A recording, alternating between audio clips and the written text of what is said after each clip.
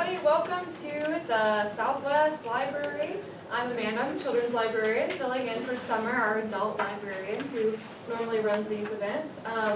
We are a co-sponsor of this. We're happy that you're here in our space. I'd like to introduce Kathy Blackwell, the president of the Historical Society. Welcome, everybody. Thank you so much for being here. We really appreciate the support of this Southwest, the Words Writers and Southwest Stories series that we co-sponsor with the library. And you know, the Southwest Seattle Historical Society our mission is to promote our heritage through advocacy, education, and preservation. And we're very busy doing that on the peninsula. You probably know that we're housed at the Log House Museum, which is one of the most historic buildings on the peninsula. So we hope you come down and visit us. And we also want you to know that we have an exciting summer, couple of events coming up. The next one is going to be on July 27th, Saturday, July 27th. It's our program called If These Walls Could Talk. And it's always a home tour, an interesting home on the Duwamish Peninsula. This summer we're going to be presenting the Coleman House, which is just beyond the Fauntleroy Ferry. We have a morning program, which we call the VIP program, which our curator is going to be presenting, and we have a number of artifacts, including a wedding gown of a wedding that took place in the Coleman House. And so we have a VIP tour in the morning where we'll talk about the Coleman family. You have full access of the home. We have a lot of interpretive places where you can stop and learn a little bit more about the history of the Coleman family.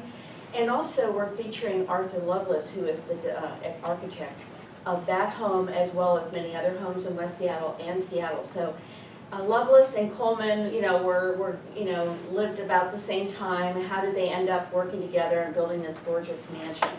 So we're hoping that you will think about July 27th. In the afternoon, it's open to the public. It's $15 for the public. The VIP tour is $100 in the morning, and it's a fundraiser for the Historical Society. And then just later in the summer, we have our next exhibit, which is going to be fabulous, talking about the very intriguing story of the annexation of West Seattle into Seattle. So our curator we've developed a great story, and it's so relevant to what's going on today in this world. So I think you'll really enjoy that. So August 18th is when it's open to the public. So now I'm really happy to present our speaker and look forward to hearing about the Cle Elum Fire. Thank you. Thank you, yeah. I think Dorothy's going Dorothy's to. got a word. Yeah, Go for it. because I get to introduce you. Oh, you did, okay. I've written the introduction, so if there's a problem, then I'll stand close and you can hit me. Okay, sorry. All right, welcome everybody. I am Dorothy, and I've been chairing this series. Whoa, Is the speaker on? Is that for on? quite a while. Turn the mic on. It is. I'm hearing something. I'm not touching anything. I don't know, but There it is. well, it's like most of us, we need to warm up. While I'm introducing Roberta, we're going to pass around a list of your names and email addresses if you are not already on our email list, so you can learn, I know you are, learn of other events. Next month, we meet on the second Thursday here at this library. Every month, next month, our speaker is a lady that I can't pronounce her name, and I'm sorry that I don't have it in front of me, but it's a Japanese lady. She'll be coming from Humanities Washington, and she'll be speaking on the feminine angle of the internment. And I understand that's a whole new story, and I have not heard that there have been books written on it, so that should be exciting. Please read your mail or your email and check the papers, the West Seattle blog, and learn what we're doing from month to month. So now we're going to introduce Roberta, and if you've read anything about this presentation tonight, you'll know that her son will be here and will join her. Actually, he's stuck at work. He's stuck at work. I'm doing so. All right, so we want the name of the company so we can picket it. It would be Microsoft. Oh. That would be good. Okay. Well, we're glad you're here, and Roberta has books, and she'll talk to you about that. But Roberta and her co-author, son, he is a co-author, John Newland-Thompson, We're planning to present their book tonight together, The Cle Elum Fire of 1918. It's a book for the Images of America series. You've seen the series probably before. We had the presenter from the Railroad Museum here, and I think one other one in our history. This is our 6th year that we've been doing this every month.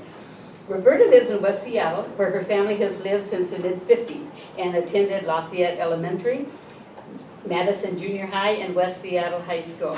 She has taught French and English full-time at Bainbridge High School and holds master's degrees in humanities, history, and historic preservation. Many of her historic preservation research projects have dealt with West Seattle property and brick making. I want to hear about that.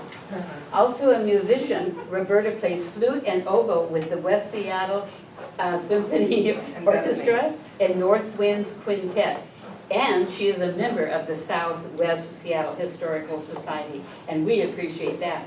We have a membership application for those of you that would be interested, could be interested. They're on the back table, and you can take them home and mail them in, or go online and find us. John, Roberta's son, is a born writer and editor, only because he was born from a writer. Is that right? Yeah. His day job is a web analyst with Microsoft, and he too lives in West Seattle. He grew up on Bainbridge Island and attended Evergreen State College. He spent many happy times with his grandparents in West Seattle and lived in their home for several years following their passing. Roberta's grandfather lost his barbershop in the fire of 1918, and she'll tell you more about that. And Roberta and her son compiled vivid images that depict Cle Elum before the fire, during the blaze, and as the city rebuilt and developed. These images are in the Images of America series, or in the series, come from the Northern Kittitas County Historical Society, the archives and special collections at Central Washington University, and the Ellensburg Public Library, with special thanks to Frederick Kruger. Please help me welcome Roberta Newland, and we send our regrets that we didn't get to meet John. Thank you. All right, thank you. Okay, is it doing its thing? Okay, cool, thank you. Yeah, so thank you very much for the introduction. Thank you for having me. Wish John could have made it, but that commute is kind of deadly too, so he gets home late a lot. So this is wonderful to look out and see these faces from so many different parts of my life, including Cle Elum. And Cle Elum has kind of taken over the world. We just kind of decided this. But just a few words before I get into the whole meat of the matter about how this happened. My sort of husband guy, Paul, there, and I bought a house in Cle Elum on 3rd Street about 10 years ago, I guess, a little bit more than that. And because I do historic preservation, I made the application to serve on the Historic Preservation Commission, which I do. And I started poking around looking into the fire because I knew there had been one, but I couldn't have told you the date, I couldn't have told you the year, nothing. I knew nothing about it, zero. And when I did some really initial research, first off, I found out that it happened on June 25th, 1918, and this was in 2017. And so I knew the centennial was coming up. And then I found out too that, as Dorothy said, my grandfather had lost his barbershop in it, which I had not known either. And so at a commission meeting, I said to my fellow commissioners, hey guys, the centennial of the fire is coming up. We should do something about this. We should do like a walking tour, or I don't know what. And they said, go right ahead. And so I kept on researching, and this would have been the summer of 2017. And poking through the newspaper, poking through photographs, thanks to Frederick Kruger, and shout out to him, a little bit more on him in a minute. And just really getting engrossed in stuff and finding out that there were these amazing images from it. I was thinking and actually kind of hoping to do a more narrative history about it, but when I started looking into the publication of that, their lead times were 18 months out, and I didn't have 18 months. I wanted to be out before the centennial. That was the big driver of it. And so, and a really spontaneous, kind of like, oh, what can they say other than nothing? I cold emailed Arcadia and said, hi, I'm interested in doing this book about the fire for its centennial, and I heard back from them overnight. And they said, cool. And I'm like, oh no, now what? And at the point where we're at now is the end of the summer of 2017, I was looking at going back to school. We were looking at a kitchen remodel. I was looking at playing in the orchestra with Bethany every week. And we signed a contract for it in early August, and it went into high gear. So it happened really quickly, really frankly too quickly. I would have liked more time, but I didn't have it, so you know, it is as it is. Frederick Krueger, whom we've heard mentioned twice so far, was he junior high or high school? High school. Yeah. Northland system. Yeah, a history teacher, and one of his projects with his students, he's not originally from Cle Elum, by the way, but was local history. And so he compiled a vast, and I mean vast, to the point that they haven't sorted them all yet, collection of photographs, oral histories, documents, everything. If it were not for Fred, there would be no book. It would just simply not exist. And really, all we did was connect the dots. And so as we got into it, I knew that I was going to need a tech guy. I knew I needed somebody to really edit me hard and to talk me down when I was ready to throw the computer out the window, so I pulled my son aboard. So he edited absolutely every word. He was brutal, and he saved me technologically more than once, because it was, yeah, stuff happens. So that's how it came about. So it debuted at 100 years and 3 days after the fire at the Carpenter Museum in Cle Elum last summer, and it presented several other places since then. So yeah, so it was quite a process. I learned more about manipulating photographs than I ever thought I would. I didn't know anything. It was easy, big, steep learning curve. And it was an interesting and engrossing project. So enough about that.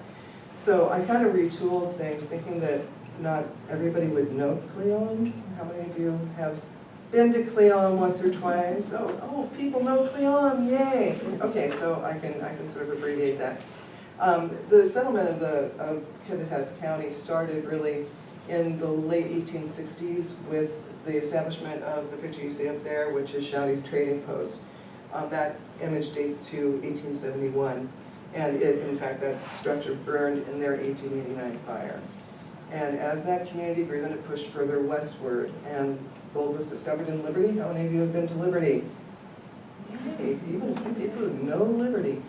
And then from there, again, a little bit further west, into the upper county.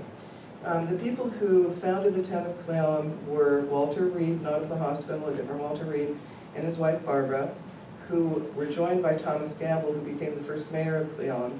And they platted it. The claims actually were staked in 1883 when they found, they had not yet found coal. And they had a particular kind of claim that they were able to get because they were Civil War veterans.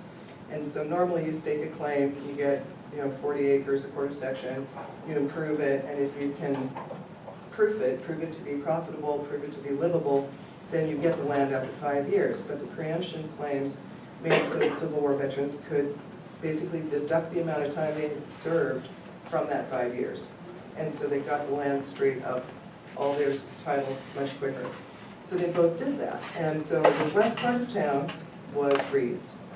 And the east part of town ultimately was Gamble's claim and known as Hazelwood. Actually on the plats it says Hazelwood. And you'll see a map that describes it that way. Although, do people still know it's called Hazelwood? When I was a child, there was a grocery store still Yeah, there in the yeah, 60s. Shoulders, and yeah. I don't know how it is. Things change, right? And I don't know how many people know that it was called Hazelwood, but in fact it is. So, let's see. There we go. Hazelwood. Yeah. Right. So this was Cle Elum in 1888, and if you know Cle Elum, you know Peel Point, and you know that you don't plant anything in your garden until all the snow is gone from the old man's nose. So you don't plant anything until the snow is off of there. And that's looking down Pennsylvania to the south towards Peel Point. Not much of a town in 1888. Okay, there were probably, by census, 300, 400 people in it.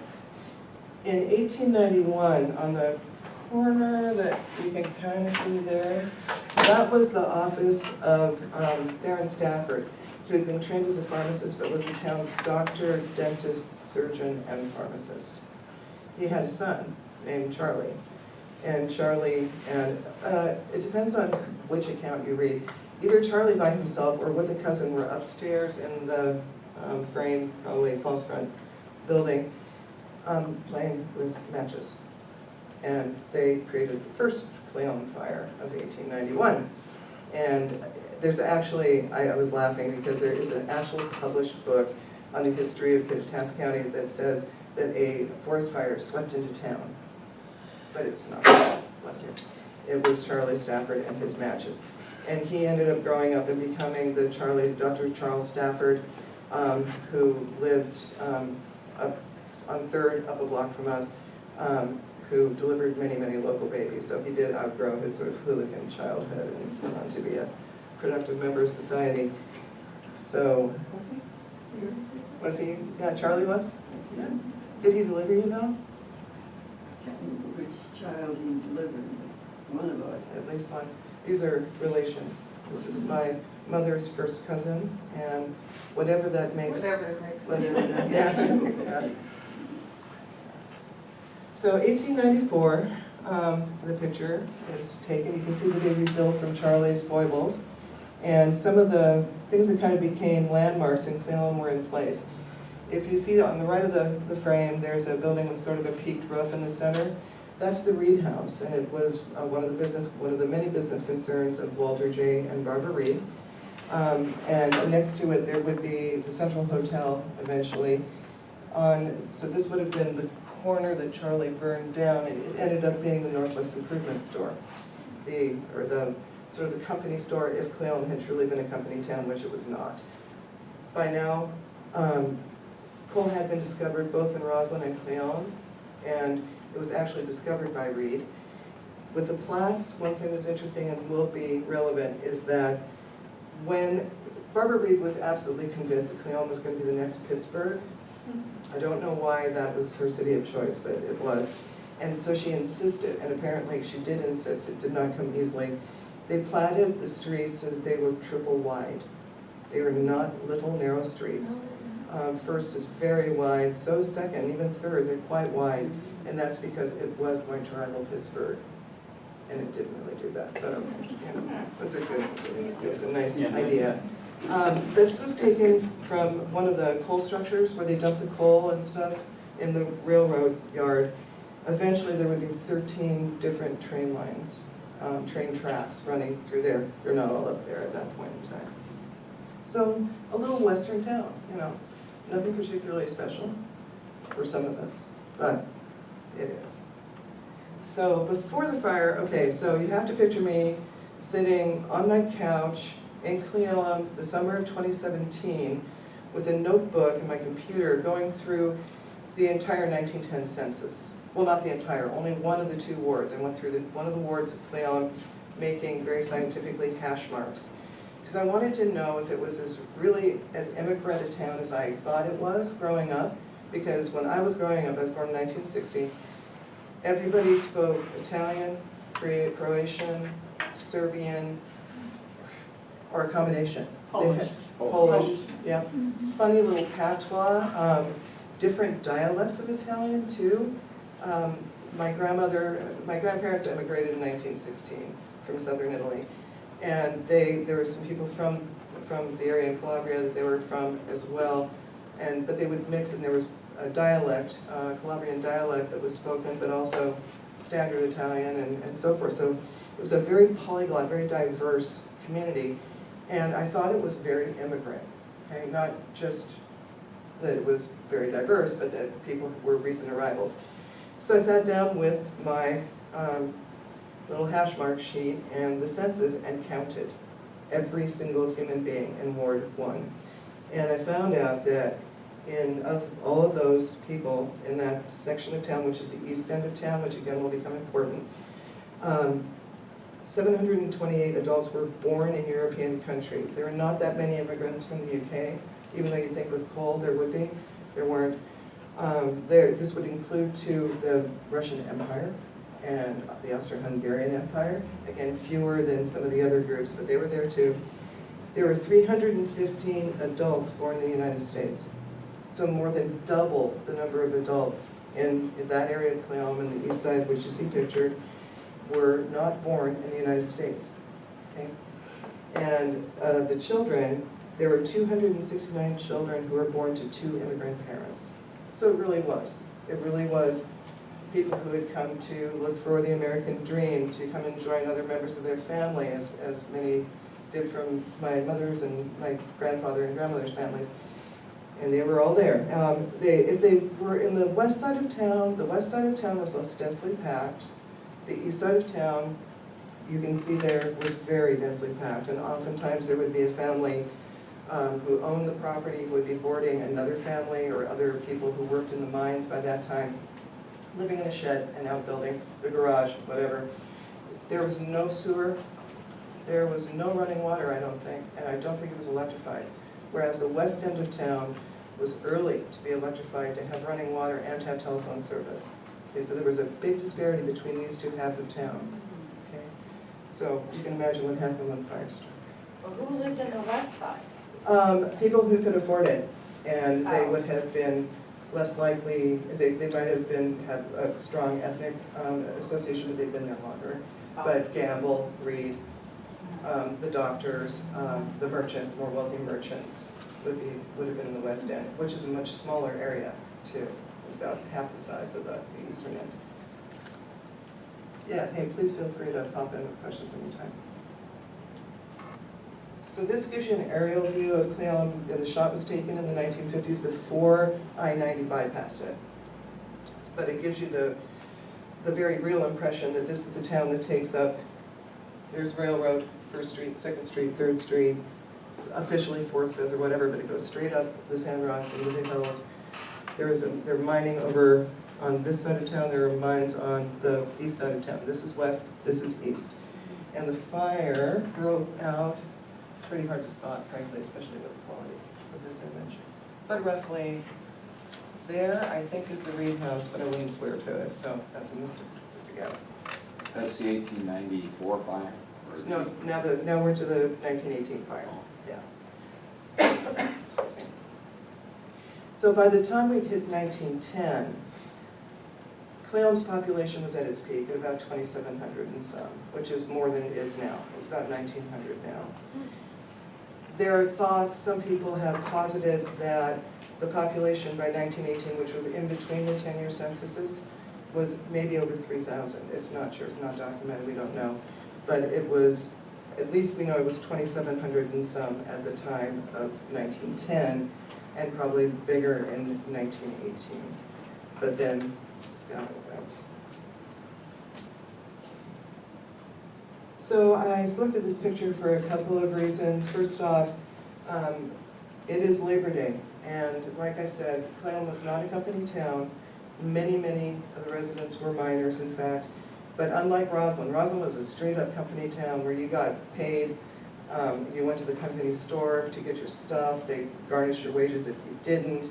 And it was much more tightly run company structure than in Cle Elum, where there was a big enough and more, really kind of a more healthy ecosystem economically that supported people who were not just the mining population. Just about everybody in Roslyn had something directly to do with the mines, but not Cle Elum.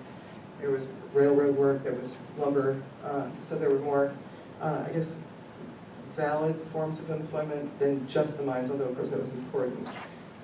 There was a big fight over the labor unions. Was there going to be a labor union for coal miners, for truckers, for railroad workers? Was there or was there not? So Labor Day 1915, it was not just oh, let's have a parade, and it is true, Cle Elum loved a parade, gotta say it. There's loads of images, thank you Fred, that exist of the circus parade and this parade and that parade. But there was a very important Labor Day parade as well that was not just a parade. It had a lot of meaning behind it as they tried to organize, and this was 1915. Those of you who know Cle Elum well enough for this to make sense, this is, right here is Farm and Home. It's okay, Ben. So this is Farm and Home today, and so this is First Street. This is probably taken from the Northwest Improvement Company, the NWI store, from a window on the upper story. That building did not burn, it was demolished later. as was, this was Joyce Corner, which was, I don't know, was it just a bar or, I don't know, saloon? There are how many saloons? I do not even know in Cle Elum. Cle Elum was a rough town, and they had, I don't know, 13 saloons and 17 brothels on Railroad, and my mother was never allowed to go down to Railroad Street, thank you very much, I know that. But it was, yeah, Joyce Corner was, I think it was more family friendly, is my impression. I think it was a pool hall. Was it and a pool hall as well? Okay. I missed it. Safeway was there when I was a kid. Right. Yeah. You're saying there were brothels were there when you were kids? I don't know when the last one shut down, but I know that they lasted past the Second World War. And we weren't allowed on Railroad Street when I was a kid. And I bet Belle was not allowed on Railroad Street when she was a kid either. Yeah, just no, don't go there. Yeah. Although my father, before he knew my mother, I knew that he would marry a Cle Elum girl one fine day. With his cronies, got into a car and drove across the mountains, specifically to drive down Railroad Street. Can you believe that? Yes. You should be ashamed. Just to drive down, not to do anything from what he told me, just to drive down. Just look, just look. Just look, yeah. Right. So the other reason that I chose this photo is that if you can see down there, that's the Vogue Theater. If you know, or the Rose at that time, but this is what eventually, after the fire, became roughly the same location for the Vogue that exists today. And it was behind that building that the fire started.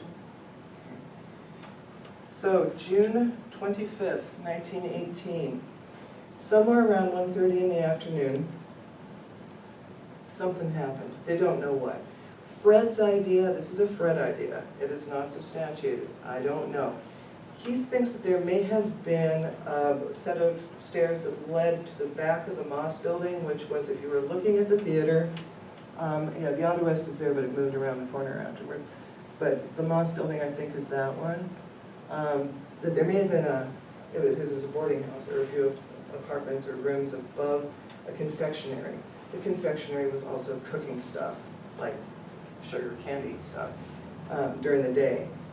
And his idea was somebody dropped a cigarette or something off of those stairs because trash collected in an airspace between the Moss building and the Rose Theater. There was an airspace of 18 inches. It dropped into it, and that turned into a chimney or a blast furnace. You know, if you know Cle Elum, the wind can blow. And the wind was blowing that day. And it caught it, and that airspace, and it just fooshed up. It just fooshed up. There are stories, the reporting in the Cle Elum paper, by the way, if you can get your hands on it, there's one physical copy at the Trib office at this point, and there are digital copies at the University of Washington Library and at the Elmsburg Public Library and the Central Washington University Libraries in microfilm. The recording was incredible, and there's some minute-to-minute reporting almost on the day after the fire, because actually the Seattle Times scooped it. They scooped the Cle Elum paper because they were a daily and the Cle Elum paper was not. So that, for that simple reason, they scooped it. Apparently, Mrs. Moss saw the fire, and instead of just, the fire department is down the street, kitty corner, where it is today. The same place that the fire department is now was the fire department originally. And so she could have just gone out and run to it, but she called on the phone and let them put up the alarm, let them know. The guy who ran the Rose Theater, which then became eventually the Vogue, was boarding somewhere down to the west on First Street. Somebody ran and got him and said, you better go run to your theater, see what's going on. He did, and he watched the curtains burn, and he watched the screen burn, and he was not able to rescue any of the film, which then melted and all that. But the fire department got there quite quickly, but as you see, if you can read the text on that slide, the first hose that was laid by the fire department burned before it could even be turned off. It was burning really, really hot and blowing really, really hard. So off it spread, and again, these are the images when I saw them. I continue every time I look at them to be just overwhelmed that anybody walked around the fire with a camera. It's not like having your cell phone, you know, it was a much bigger deal to take a photograph. But there are probably 25 to 30 photos from the fire when it was burning and the immediate aftermath. Probably more if you count all the aftermath ones. And some of them may have been taken by Russell Connell or Connell. Nobody can tell me how that is actually pronounced, but he was a photographer in Cle Elum until his death in 1950, and he donated his photos to Fred, who donated them to Central Washington and the Ellensburg Public Library, but a vast number of photographs from Russell Connell. Don't know if we can thank him for this one or not. This is one of the times, and there are 3 photos taken from approximately this location, where I was emailing Fred going, can you tell me where this was taken? There's so much smoke I couldn't figure out where it was. And well, let's see, we do not see any railroad ties, or we don't see any sidewalks, we don't really, no, there was no way to tell where some of the photos were taken, which was no caption, I can't caption it. You see people move stuff to the middle of the streets to try to escape it.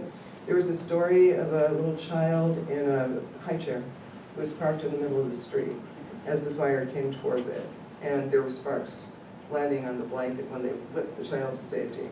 And by the way, lest you be worried about this, no one died. Nobody. Yeah. I had to put this on here because I had to fight tooth and nail to get these pictures to be usable for the book. They were from some itty-bitty, tiny, itsy-witsy little format that I had to play all kinds of games with to try to get them big enough to show up nicely in the book, but I love them. The fire, when it started, as I said, fooshed up and headed east, and continued down first, and the maps coming up here shortly, continued down first, but only on the north side of the street. There was nothing damaged on the south side at all. There were windows that were cracked and broken from the heat, but there was no damage as such to the buildings. The wind shifted and headed further north, and more about that as we go to it, but at the far east end of town was the sawmill, and that is the one place where it did come back over to the south and chopped up the Mike Miller's sawmill and lumberyard, and it did cross a spur line at that point that was leading up to one of the mines on the east side of town. There was a statement in one of the oral histories that you can listen to. Suncadia, I think, provides a link to it. If not, just Google it. And I can't remember which fellow it was, so I listened to as many of them as I could, who said that he was standing with his mother and they were watching the fire coming, he was a tiny kid, trying to figure out if it was going to get their house or not, and when it became clear that it was going to jump the tracks and come to them, there was livestock, they had animals, and the mom and dad went and rushed and tried to get the horses and cows and stuff further away from the fire, and he remembers his mother just crying and crying and crying, and she knew the house was going to go up, and it was one of the most vivid memories of his life. When he made that oral testimony, he was an elderly gentleman, and he had been 3 or 4 years old at the time, but it very much imprinted him. So probably the most iconic picture of the fire, you can see that is a Russell Connell photo taken from up above, up in the hills, looking down. So the fire department, you see the hose tower there? There's the fire department. There's the old school that was replaced in 1922 or 1923 by the brick school that's now condos. And the school itself is now between Cle Elum and Roslyn, again, so you know.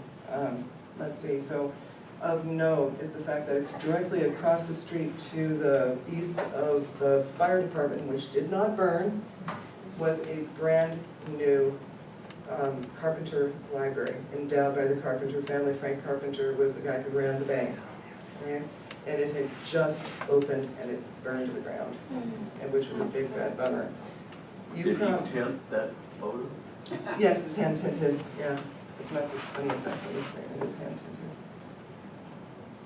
Gives a bit of it, I mean, let's see, on my screen, it might be a little bit more realistic to what you actually see in the original, yeah. And that.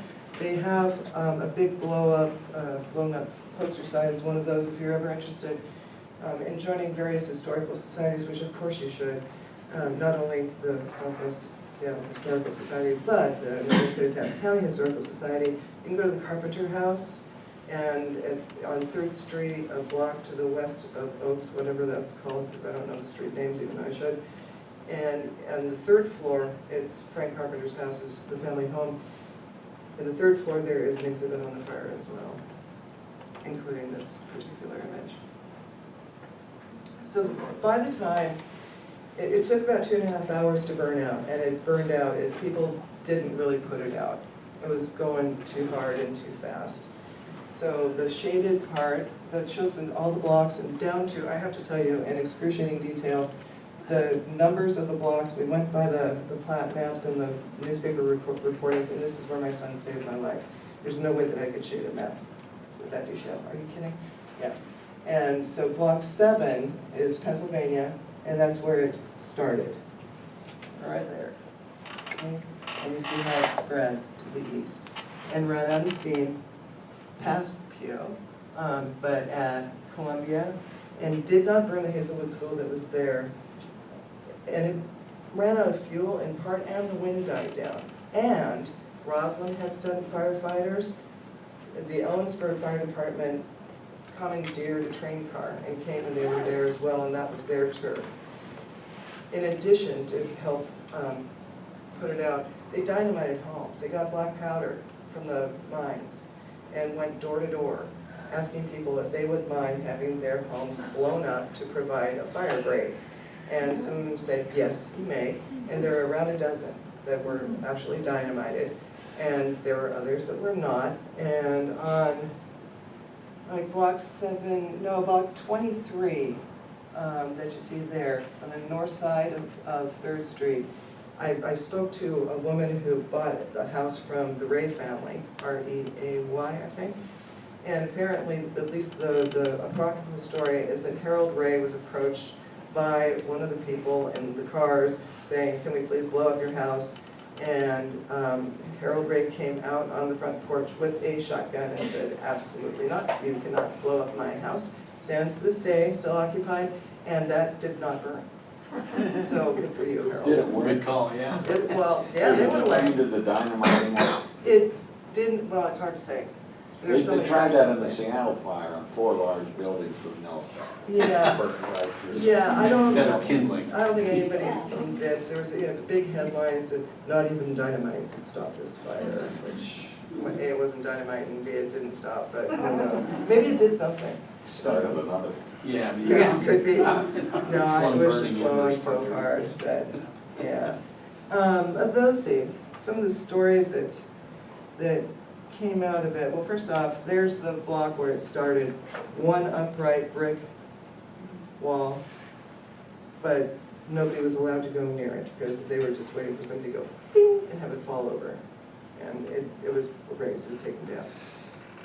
This became the Washington National Bank, not the First National Bank, but Washington Bank.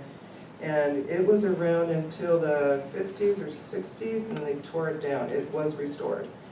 This was the Ashman Bar at the time, and ironically, again, I was laughing, smoke. Yeah, you got that all right. It is still there. It became the Auto Rest Cafe, which again, if you know Cle Elum at all, you know the Auto Rest. I don't think I ever went there, ever, but yeah, that was where it was. It's now private offices, but apparently inside, I haven't gone down into the downstairs to see it, but apparently you can still see traces of the black from the fire inside, and you can in fact see it outside. So next time you're in Cle Elum, go poke around that building, walk around here, particularly under the windows. There's still some charring that they couldn't remove from it. So it was very, very hot, but somehow did not undermine the brick to the degree that they had to demolish it. Masonic Lodge. Now, again, if you go to Dairy Queen, look across the street and you see a building, it is that building. It is still the Masonic Lodge. It was restored, it was rebuilt. It's the Masonic Lodge upstairs and the post office downstairs. So that's about it of the downtown core that made it through and can be seen today at all. Is today only the Auto Rest building and the Masonic Lodge. The third one is Umpqua Bank, the old Cle Elum State Bank, which I don't have a photo of in here, I don't think. It's a brick building, second block down from Penn, and that was the one that was owned and operated by Frank Carpenter. You may have heard of the Masterson family. They were big ranchers in the Channaway, and one of their members of the family was nicknamed Bat. It's not the Bat Masterson of, shoot 'em outs and stuff like that, but it was a Bat Masterson. Saw the smoke, and he rode into town, and he saw Frank Carpenter trying to save his building. He rode on horseback, flaming streets and all, and came in there and started pulling the window sashes, the wooden window sashes from the building, which actually helped it, because it didn't undermine the brick to such a degree. And Frank Carpenter himself and a friend of his were up on the roof emptying the rain barrel on it, so it didn't catch from the roof. Behind that bank, which maybe that, no, it doesn't really show it.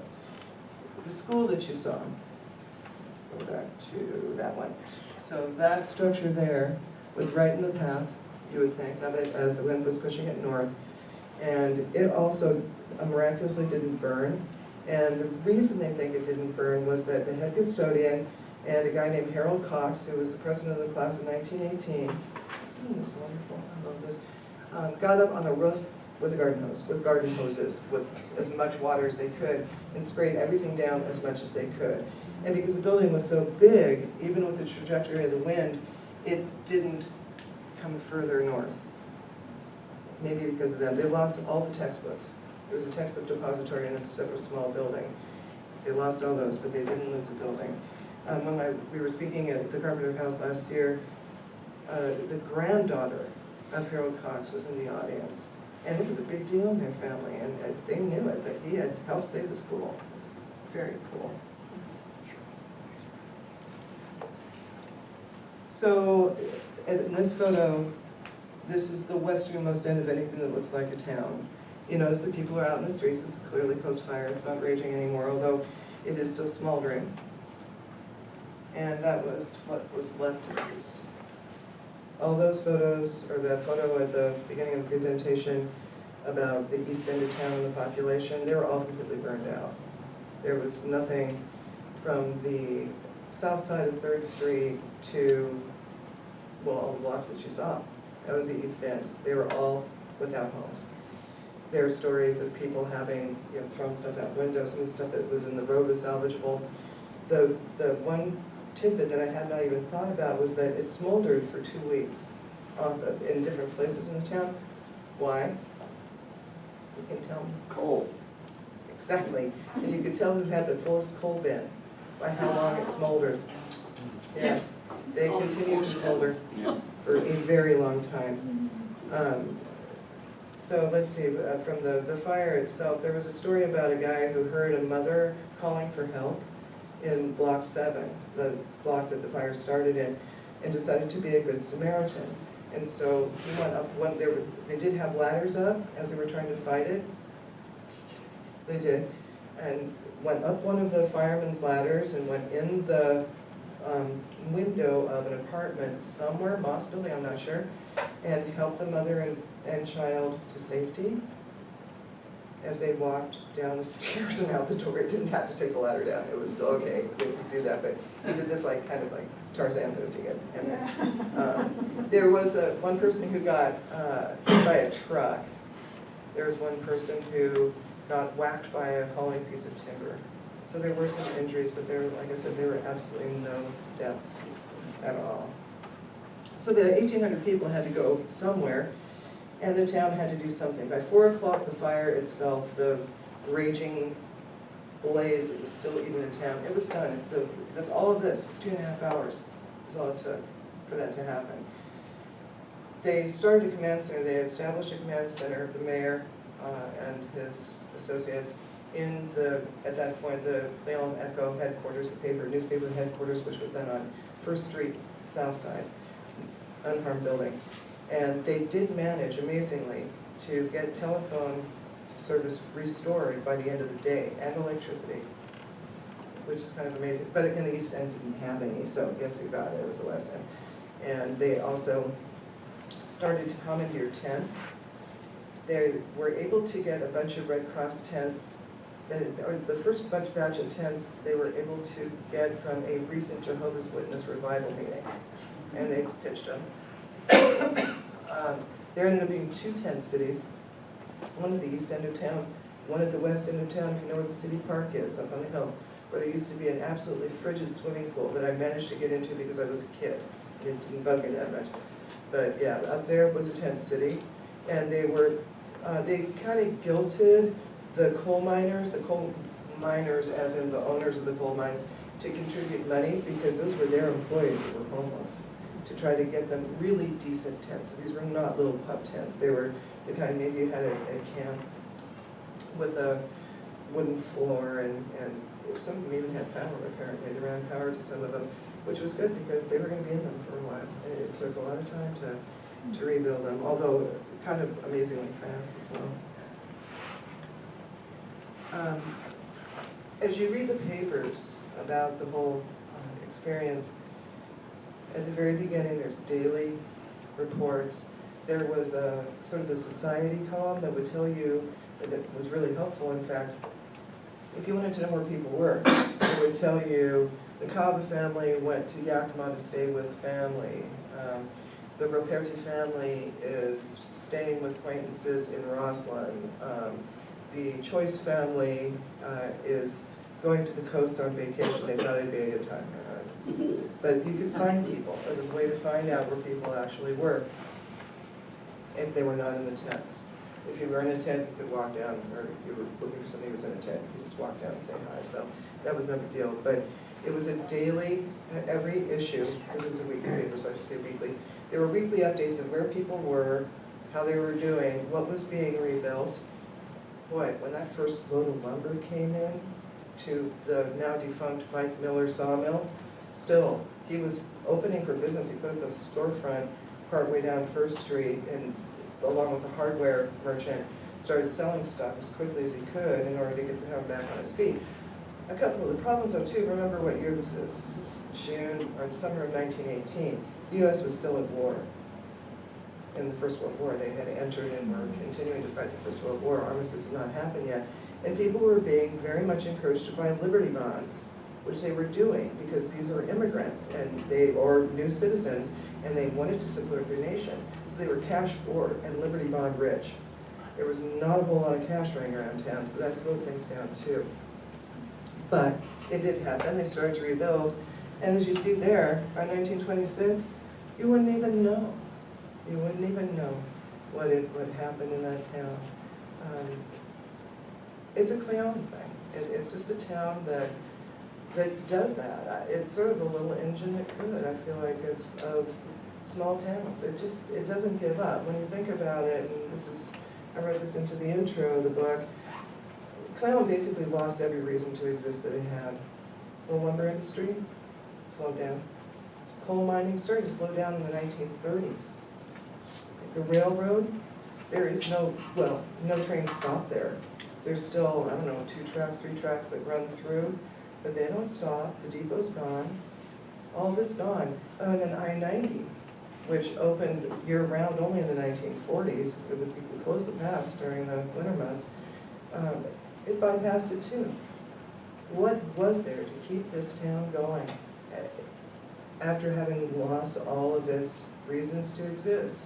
And that really, I have to say, is one of the big reasons why, along with the remodel and working full-time and taking a ferry to Bainbridge every day to do it, and playing music with Bethany every Tuesday night, why I decided to make something durable about this town and about this instance in its existence where, how many, I actually looked to see if I could get a number of how many towns were burned out and didn't rebuild in the history of Western America or in our nation. I couldn't find anything. They're just gone. But I wanted to make sure that it was something to commemorate the fact that this town did not give up after having so much destroyed. And 1,800 people, almost the full population of the town to date, had no home. And they had to help each other, and they had to do the bootstrap pulling that we like to think that we're known for. And I wanted that to be commemorated, so that's why I did this book. That's my favorite image of the entire thing, I have to tell you. Another canal photo, and it says, "What we grow in Cle Elum." So I just had to, that is my favorite. I don't have a year on that, so I can't tell you. So, yeah, I'm happy to take any questions you may have, or it's very strange presenting something like this because there's so much detail and it's impossible not to hop around a little bit, but if I gloss over stuff you want to know, please ask. Yep. When you think of the old Cle Elum Bank, the red bank. That's it, yeah, that's Yeah. Carpenter's Bank, yeah. Yeah, but is that, because it says 1906 or something on it. That is That's- the one, that survived the best of, yeah. Right, with the help of Masters. And then how about the bakery? Yeah. Which also says 1906 or 8 or something on it. It's been open, it's been in constant But not the operation. same building. No, Okay. yeah. The Across the location street, was the same. location was identical, yeah, and I asked, because it was run by the Precos and then the Osmanoviches, right? And I actually cold emailed one of them to see if there was any pre-fire photos, and there's not. They don't have any. And of course, I should add that after the fire, as happened in Salem, the first thing that happens after you have a fire that devastates a town is that the city parents, probably fathers, but maybe fathers, I don't know, sit down and write a new ordinance that says that everything that's built is going to be made out of fireproof materials. And so the bakery that you see in brick now, The Shover building, all those buildings. right, the Shover building also was raised, but, built like this. The safe survived. They found the safe from Shover's grocery store and the blaze. It was taken out. It ended up in Roslyn. It ended up in somebody's backyard in Roslyn. And I was calling all around, including to coroner Nick Henderson, because somebody told me that Nick Henderson might know where that pesky safe was. And he's like, "I am investigating some very important deaths right now. I will get back to you." I'm sorry, it's fine, yeah, whatever. And then it just occurred to me, then I also heard that it had ended up something having to do with Suncadia. So I called Steve Tallarico, and who, he's a nice guy, and he's like, "I'll see if I can find it. I will try to find the safe for you. I will really try to find the safe for you." And nobody has found the safe for me. Bob Fisher, call Bob Fisher. I don't know Bob Fisher. I'm not looking for that darn safe anymore. Yes. Plug you. What is there for tourists to see or I mean, I'm Again, not from Seattle, so I don't know. so once you cross the pass, Snoqualmie Pass, and you head back down, there's Easton, an I-90, close relation to I-90, you can see it from I-90, and the next town down is Cle Elum. So if you want a Safeway, and a Starbucks and a Safeway, although I recommend Pioneer Coffee or Gunners. Okay. Yeah, it's the. The bakery has coffee. The bakery has coffee too, the bakery's a draw. The meat market? Meats, yes, and actually have a pepperoni dispenser machine. Put in your quarters and get pepperoni. Candy for the carnivore, they call it. Yeah, the candy store for the carnivore. They have another logo. They do, but we will not say what it is. Yeah, nobody beats our meat. Thank you, yeah, I've just been through recently. yes. I'm trying to figure out what is, in what I'm, like, going down the main drag. I grew up with the twins. What's west and east now? When you're going down the main drag, you are going from west to east. Oh, That okay, has not changed. okay, So Unless you're when you coming see from Farm the and Home, or if you know where Pioneer Coffee is, okay. that's the intersection, is to the left on Penn where the fire started. So now it's between the Eagles and the Vogue, basically, is where it all started. Okay. Yeah, and then went east from there, so. To answer that person's question, I always think of when I go to that area, go to Roslyn for tourist things to see. Well, yeah, because guess what, Roslyn didn't burn. I'm not even kidding. Northern exposure. Northern exposure didn't Right. burn, or the runner stumbles, if anybody remembers that. Yeah. Yeah. Well, this is the different, cemetery. right? Yeah. Yeah.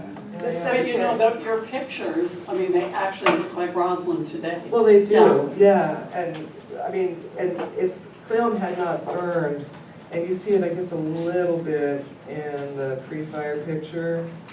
Yeah, that looks just like Roslyn. It looks like Roslyn, yeah, They like, all all look- they all look timber the frame same then. buildings. And in And the some of the, cemetery. You have to go through it to get to Roslyn. you do, so stop in.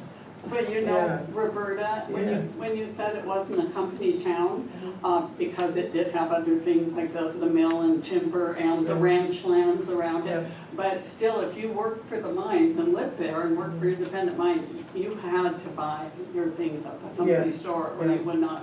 I mean, Yeah. my father was the recipient of a bicycle in 1939 and he wanted it Yeah. from the Western Auto.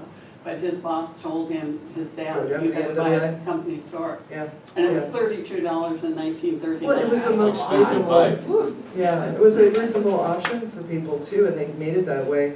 But maybe I'm wrong, but like if they wanted to buy a dress, they could go to a dress shop in town, they didn't have to buy Well, a but they didn't company work store. for the mine. Well, They could- even so, didn't they have the right to go to Cruzetti and Cruzetto's?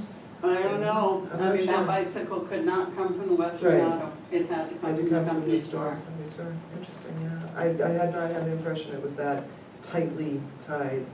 I know Right. that it was advantageous, Right. and there, yeah, but I didn't know that. I never remember shopping there for clothing. At the I company wonder store? now, looking back, where in the heck did those clothes that we wear came from? And I think they were made by my mother, Mhm. but I mean, why am I not aware? Because we didn't have that Roslyn store, Right. and so I don't know what people did. Yeah, I mean, my mom talked about Cruzetti and Cruzetto's, which is why that name sticks with me. What is the name? Cruzetti and Cruzetto, does that ring a bell? That does sound Yeah. familiar. And there was the men's clothier too, Crutcher and Jones. no, something in Duffy. Oh, And they were actually, during the fire, they were on the north side of the street when the fire came, and everybody, their employees and people off the street, helped them move all their stuff, including their cases, their display cases, and their cash registers, and the stock, they just got new stock in that day, across the street. And in some of the pictures, you can see women standing by their display cases watching the fire burn, and they didn't lose anything in the fire. Oh gosh, it's in there. I can't think of the name at the moment, but yeah. So you described Cle Elum as this melting pot, this typical Yes. American melting pot. Is that pretty much what it was? Do you remember, is that all these cultures getting together, and they all went to school together? Yeah. but And there's a- European, but a It was European mostly melting European, pot. yeah, yeah. There was a larger African-American presence in Roslyn, because they brought them in as strike breakers. Right, what year was that? Right around now, right around then, the teens, 1916. And they stayed too, right? They're They- still there. And in fact, the first African-American mayor, at least in Washington, was in Roslyn. Yeah. 1976. Willie Craig. What can you tell us about poor little Ronald? I mean, we have Roslyn, we have Cle Elum. Well, one thing I can tell you about Ronald is it had a fire too, not long afterwards, because the guy who kept the pool hall dance hall place, kind of like the Joyce Corner, but it was Ronald, had also a still going in his basement or in his cellar, and the still exploded, and it killed him and wiped out Ronald, pretty much. What year was that? Beats me, can't remember, I want to say it was after our fire. During Prohibition. Yeah, during Prohibition, Yeah, yeah, exactly. yeah. It wasn't the 20s. That's the next Yeah. one. No, I just talking about, yeah. So that also has been rebuilt. And a total mining town, number 3. Well, and then there was Jonesville too. Right. There was And another town Where's the? that was in between, it was either between Ronald and the lake or between Roslyn and Ronald. And it was actually a place on the map, Jonesville, if you look it up. It does exist, or it did exist. It was one of those weird little places like Casland, Yeah, which was in the Chanway. It's no longer like a there. mining camp town, They were lumber camps. or lumber Or lumber camp. camps, yeah.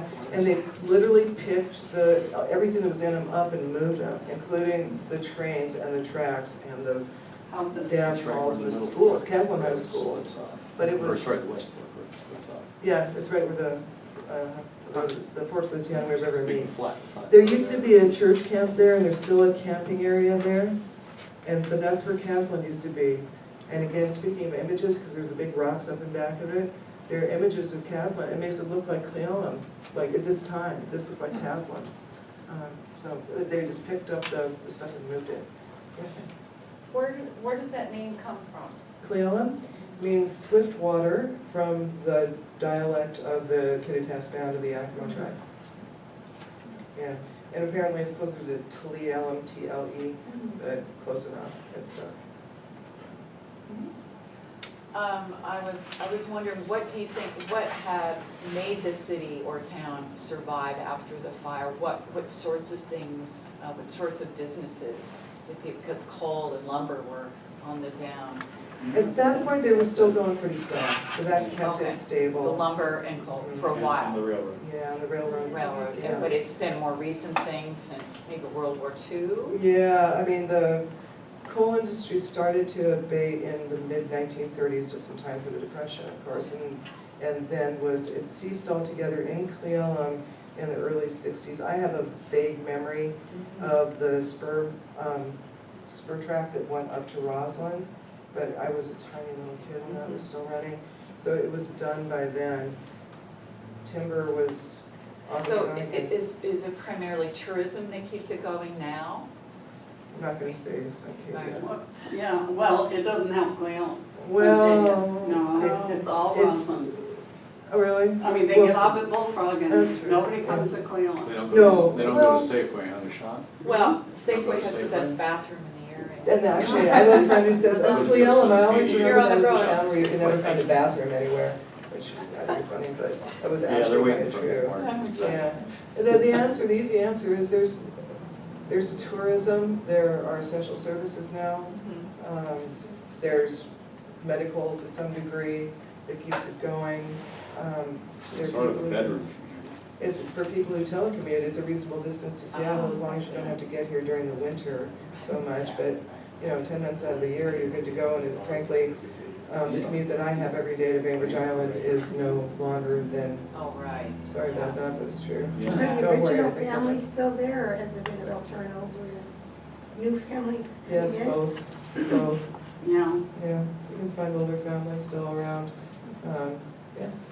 I was interested in your mentioning that I grew up in Pittsburgh, Mhm. so I was interested in your, somebody thought it would be the next Pittsburgh, and I guess part of it is a sort of similar mix of immigrants in Pittsburgh to what. Well, and also Barbara and Walter Reed were originally from Pittsburgh. Okay. So it was a town that they All were right. proud of on And the the- front end. Yeah, and Nicole, and, Exactly, yeah, yeah, interesting. yeah, indeed.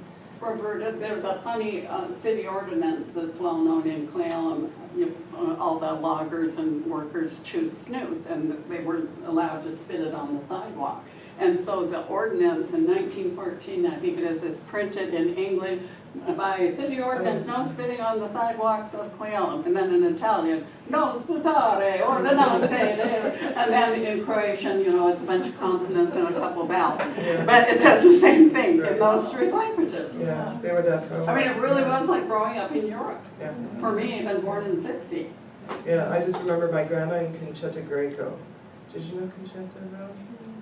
Conchetta Greco lived in Roslyn, and they were from Sorokadacha or, Chalico, one or the other, from one of the towns that my grandparents came from. And my mom and my grandparents would actually walk to Roslyn from Cle Elum on a Saturday night, hang out with the Gracos, and then either take a cab or walk back. And I remember meeting Conchetta, and I was about 7, and she was a tiny, diminutive little thing. And she and my grandmother would start going. And I do not know what they were speaking, but I tell you, it was not English. It was just a probably dialect at that point. And yeah, that's what you heard.